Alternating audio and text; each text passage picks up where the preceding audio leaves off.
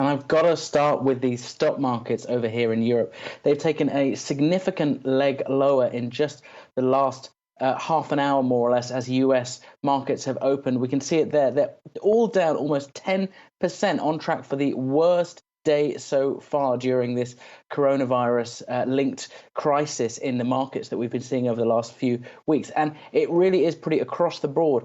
All types of stocks are being sold off. Travel is leading most indices lower, as we'd expect from the travel ban, but banks are falling on expectations of rising default. We're seeing gambling companies are falling as more and more sports events get called off. It really is a brutal sell-off here. Now, just in the last couple of hours, the European Central Bank have come out with their proposed remedies for this issues. Now, they surprised the markets by leaving interest rates unchanged. The main refinancing rate was left at 0%, the deposit rate at negative 0.5%. However, they announced what they called were targeted financing operations meant to keep cash flowing to businesses.